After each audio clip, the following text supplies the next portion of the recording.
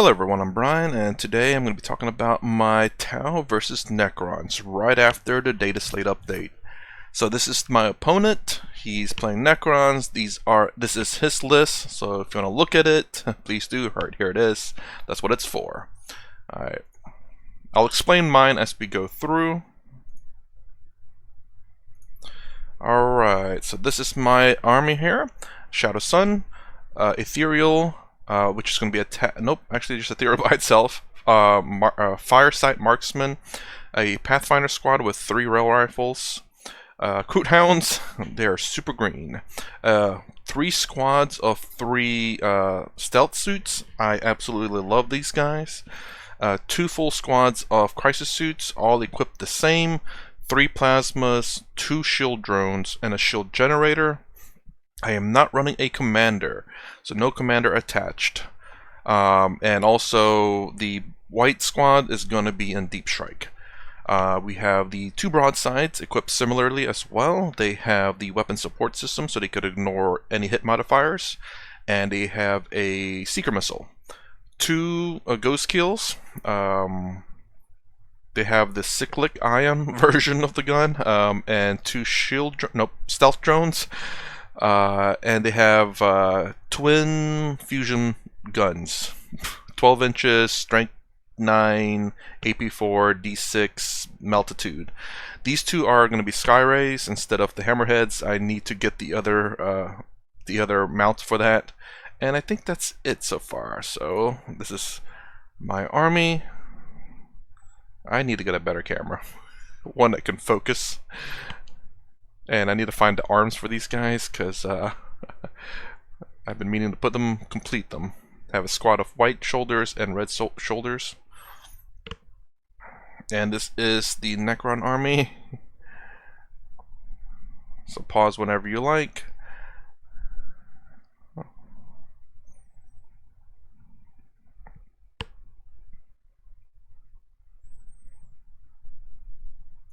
Alright, this is deployment. And look at that. So he has his heavy destroyers, 2 squads of 1, and scarabs. And I believe he does have some scarabs around here. Right there they are. In that corner. And he has the Transcendent, I believe, Transcendent Catan. And they are in deep strike right there. It's like a wall of green robots. So, the mission that we had, which will be shown at the end, is the one where you have to deploy one unit can deploy a objective directly 9 inches away from another center objective. And their home objective doesn't count for anything in this mission. So it was just there just to have it, just in case. So that's it. So you can see I deployed my 2 ghost kills in the front because lone operative, and I did pre-measure to make sure that they're going to be outside of the range. Stealth team over there. There's a stealth team over here. So again, in this, the bottom of all the buildings is considered to be completely closed, cannot shoot in or out of it. The yellow dice will represent the number of seeker missiles that they can shoot. I forgot to put the blue dice over here representing the number of stealth drones they have. So I kept a stealth team with this so I can pop them up because all they need is just visual.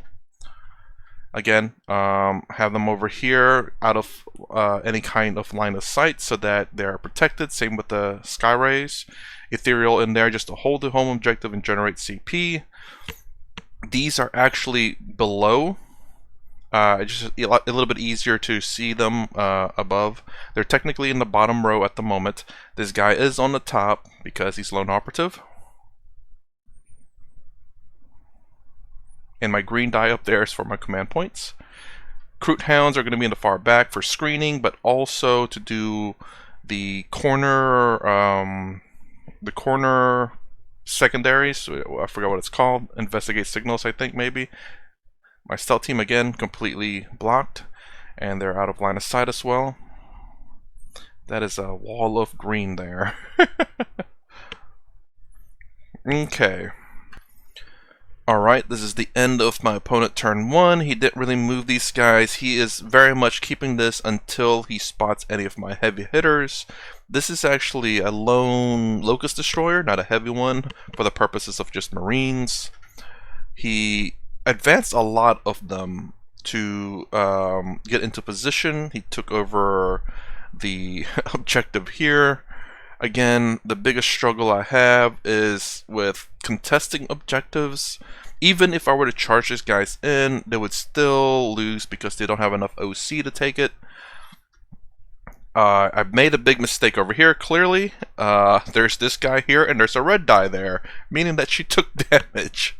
I forgot that when he advanced, he just literally teleports anywhere he wants. I'm glad he could not charge. I got lucky, even though I failed my 2 saves. I had to do 2 saves, 5-up invul, failed them both, CP rerolled, and failed that one as well. I think in this game I was rolling, I think, above average, and my opponent was rolling about average. And what I mean by that is that I was rolling 4 pluses on a lot of my rolls, and whether they hit or wound is irrelevant. It's the point of me rolling 4 pluses. I can't tell you if I was hitting more or not. I could just tell you about the die rolls, which were about above average, maybe slightly above average. So again, not really too much has happened. I've only lost some wounds on Shadow Sun, and I finally put the blue dice under the ghost kills.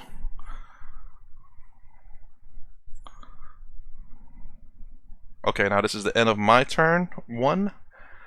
So he popped one objective over there. I popped the other objective over here. As clearly you can see, the Transcendent, the Catan, no longer exists.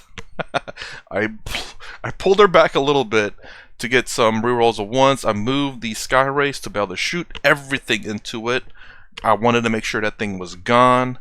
I moved him from here to pop this objective down 9 inches away and 1 inch from a unit. And then I move these guys up so that they have vision down the range. And you can see the 1 stealth guy right here. Again, if they shoot at my stealth suit and only kill 1, I will remove this model, and the rest of the models are down below, and they cannot be shot at anymore because they are in considered to be in closed areas. Bottom areas are considered closed off. I had to move things into position. I moved some behind this cover so that any big shots coming in, I would always get covered because they would not be able to see completely all the units here. But I was able to see of course, the big guy. Lone operative again. Sorry, it's a little tight fit there. The hounds are staying there. They are staying there, just waiting for position. And same with those big hitters. End of turn 2 of my opponent. These guys moved out because there was something to shoot. And he was moving these guys back because he has the, was it investigate signals or something that deals with the corners. And how he strung this unit across. And there's the name character model that's attached to the unit because I did have a precision and he wanted to protect them. But the precision really is just kind of garbage a little bit. So again, he's trying to contest my objective here and is pushing. He did end up taking out a broadside. And let's see, what else did he do? He did touch my missile guys over here. My plasmas. And it looks like the other broadside did take some damage as well. Oh, they took some damage from their shootings. Lethal hits, man, I swear. And the Crude Hound's just chilling. They're chilling still. They're chilling.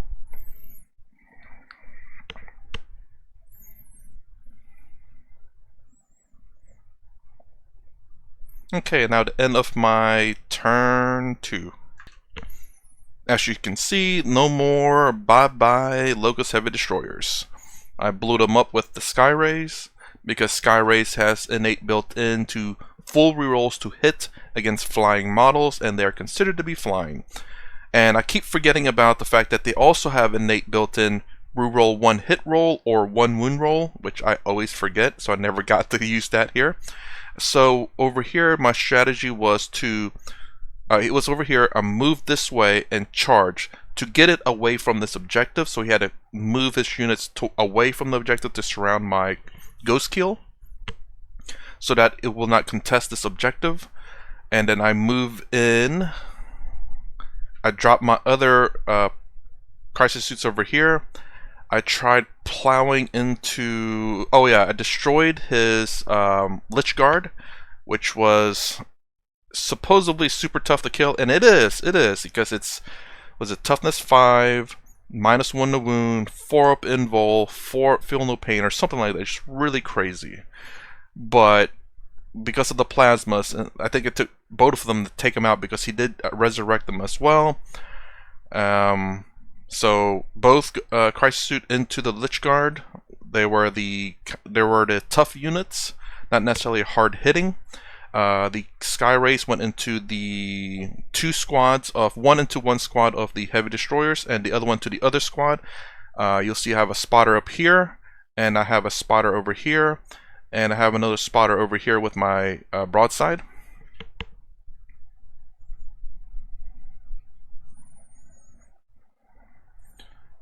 And these guys also took pop shots at them.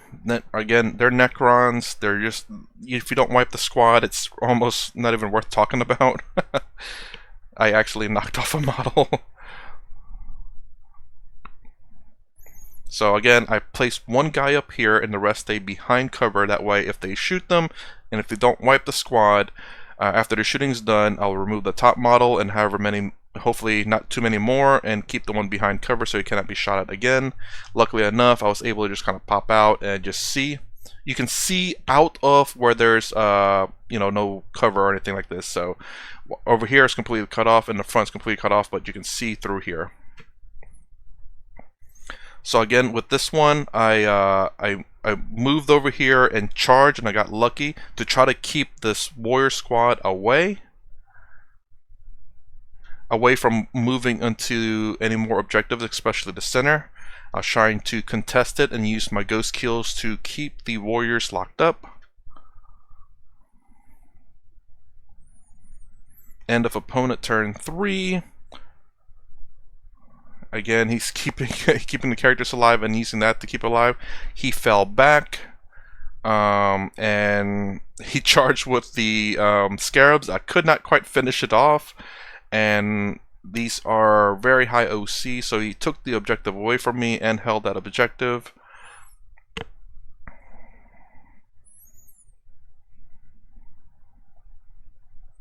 It's like a freaking traffic jam right here. Again, so right over here, you notice that the guy's missing, so I removed him, and the 2 people were safe. They could not be shot at anymore. And this ghost kill is at 1 wound left.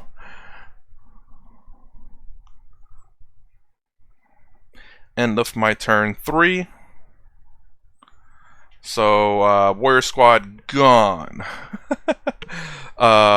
And I forget what he called. This is a named character over here that has lone operative as long as within 3 inches of a Necron unit.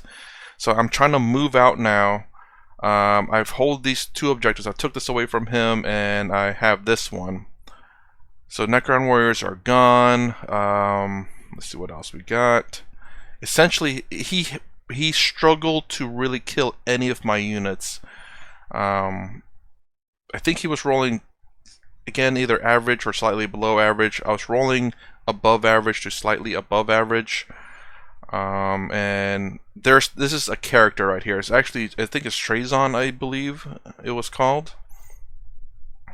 And he was tough to deal with. I was trying to use my ghost kill to hold him off from ever advancing or trying to get into melee with my crisis suits. And well, I'll reveal that later. So again, I popped them both up there just because, again, it's I need visibility and I need guns, and I might as well. We kept that thing behind cover. Alright, this is the end of opponent turn 4. Again, those freaking scarabs trying to tie up my ghost kill here. And then he ended up destroying my other ghost kill, and I did end up killing this, I think it was Trazon, I believe. I forgot that he didn't have Lone Operative, but he kept trying to kind of string him, because he killed a unit of Stealthers over here. His aura increases. I end up killing him with my plasmas, and then he got the stratagem to resurrect a character model, and he did it with him. I could not shoot him, or because I've already done most of my shooting everywhere else, especially in the warrior squads here. I did not charge, I don't believe, but I had to try to pin him away from the center objective. That way I had more OC.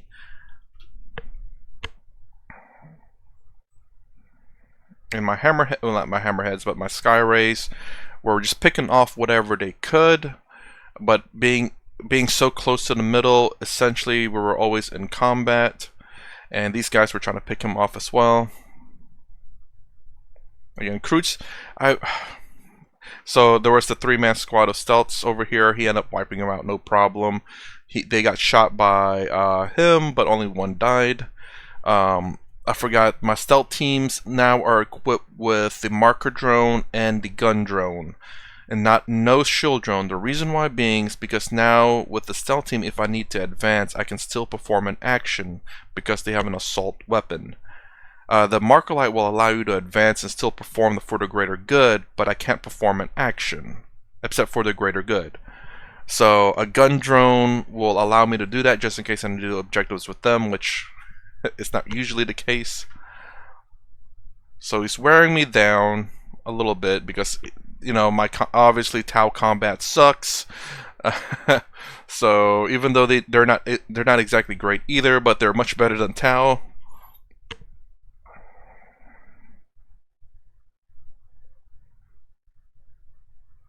Alright, this is the end of my turn 4. You can see it's a big old cluster F right there. I fell back so I could shoot, and I made sure to position it in such a way that they can't touch the objectives with that wide base of the ghost kill here. Got some wounds going on over here. Move them out. Broadside still chilling over there. Move them over here to try to take out whoever that thing is. Is it Trazon? I don't remember what it's called. So now the warriors are gone over here. All that's left is the Lord. But again, you know, he wasn't doing very well in taking out my units. I was able to outrange him in a lot of things. I was able to outposition him in certain things. Like, he wasn't able to shoot at them, at my ghost kills necessarily, but he did teleport that one squad over here to over there to do some wounds to it. But other than that, he wasn't able to necessarily touch them because I've always positioned them right, and then whenever they came too close, I did move forward and charged. That way they didn't get shot in close quarter, I'm sorry, within lone operative range, and kept them in melee. Because I know, I asked, and I believe the Necrons don't have an ability to fall back and shoot, nor do they have pistols, so they can't really shoot in close quarters. But again, so I almost wiped him in a sense. This is essentially the end of game here. We kind of talked it out. He would move over here. My crisis suit from this squad would move here, and I would advance. And because my leader of these squads has a gun drone and a marker drone, I was able to advance and shoot and then do the move and shoot and move ability to get into this position because of a secondary objective. I moved this over here. I forgot what I was doing with them, honestly. And I held these two objectives again, but it's too late. But the game was relatively close. I need to be a bit more aggressive, and this is essentially the end of the game right here. So I need to be more aggressive, but I think the game would have been in much of my favor had I not gone against Necrons, because their ability to resurrect really hinders my ability to advance. But I think a Necron army is a great way to test your ability to wipe squads.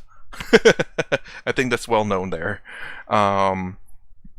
So I was doing fairly well. I think only lost like maybe 3 or actually 1, 2, 3, 4, 5, maybe 6 models. 2 units. The Ethereal had to come into the middle objective to do teleport homers. Right there, deploy teleport homers in the middle of the field, and he didn't have lone operative, but he did his duty. As a matter of fact, out of 1, 2, 3, 4 rolls to try to gain a CP, I've only successfully done it once, and I failed 3 times to try to gain that 1 CP from it. What else did I notice? The Sky Race were fantastic. A great number of shots, 3 shots, strength 14, AP 3, damage D6 plus 1 was really great. I do like the Sky Rays. I think they are worth it. They're about as good an equivalent to broadsides, although they don't have as long as range. Broadsides, I believe, are 60 inches, and the Sky Race was 48. But still, 48 is almost... I think that's still a pretty good range. You could almost consider that from table end. Obviously it's not, it's about 12 inches short, but if you deploy them a little bit forward, they're going to hit the table, the end of the table. My issue with the Necrons is the fact that contesting, obviously, it's going to be a struggle. Their lethal hits ignores your toughness because, you know, they roll a 6 to hit, they don't have to roll the wound for that, so that's very dangerous. I have to keep my guys out, at least my crisis suit, because they do not have the battle support system, so they cannot fall back and shoot. That way I can, you know, fall back and then my army can shoot at whatever was charged them. But if I fall back, that means that they cannot shoot, and that's a lot of firepower down the drain. So it's better if they're in close quarters, unless you need to get them out of there. And provide more firepower or more shots into that squad. Obviously you want to keep them in there. So being a little bit more aggressive, but again, this was a great test against wiping squads and pushing a little bit. I guess the test wasn't necessarily a great to see how well he can take out my army, because I was outranging him a bit, and also whenever he got into close range, I was tying up his units. And so I didn't really test out the durability of my army necessarily. He only wiped out, I think, about 5 to 6 models. It was 1 squad of 3 stealth, the Ethereal, a Ghost Kill, and I can't remember what else. But yes, so did I like the squad or this build with no commanders? Not really, but at the same time I did, because I get to save 100 and some odd points, and I still get the rerolls of 1 with Shadow Sun, but it's kind of hard. That means essentially that my crisis suits cannot be on their own. If they're on their own, then they're not going to get the rerolls of hit to 1. But I have to try to play in a way that I don't need it. But obviously, it's nice to have. There's a reason why GW is trying to get rid of rerolls, because it's really good. So getting as much rerolls as possible is really good. That's the reason why I like stealth suits, because they give you rerolls of wound rolls of 1. And with high damage weapons, you're going to be, generally speaking, wounding on 3s. If you're lucky, 2s.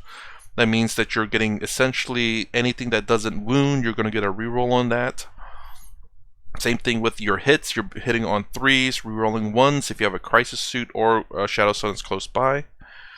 So it's an interesting play. I learned that Sky Race are quite good. The Ghost Kills are decently good. Obviously not against like big monsters. They're toughness 8 as opposed to toughness 10. He was able to give certain Necron warriors +1 to strength and +1 to AP, I believe. So he was wounding on 5 6s as opposed to just 6s. So, and even with the shooting as well. So toughness 8 is good and all, but with lethal hits and then wounding on 5 6s really reduces the how to say, the protection of wounding only on 6s. Like with the last game with the 1,000 Suns, charged the Skyray into their Terminator squad. They didn't have Power Fist, so they're rooting on 6s only. So I shut down their ability to shoot, and now they can only wound on 6s, which was fantastic. I couldn't quite do it over here because of the stratagem that he has, which gives them +1 to strength. But still, 5 6s is still pretty good. Not as good as 6s, but still. I think that's about it. I think I still prefer to play with a Crisis Commander, although I have a new idea that I want to test out. I'm testing out so many different things here, and I've already tested out this idea a little bit on because I played a game recently. I was lucky to against Chaos Knights, and whew, that's the spoiler right there. There's another thing that I want to test out, and as soon as I get that that video edited, I will post it, much like this one, which should have came out a lot sooner. Anyways, that's my my little battle with the Necrons. They are a good stat check in terms of wiping out models and seeing what models are super effective at wiping out units, should I say. Maybe not so much in terms of their damage output, although they do have pretty good damage output. I think he was not, yeah, I think it was probably rolling average to below average, and I was rolling, I was actually rolling pretty good, above average for sure. Anyways, that's my game. If you like my content, please consider subscribing, thumbs up, thumbs down below. Thanks for watching. I'll see you in the next vid.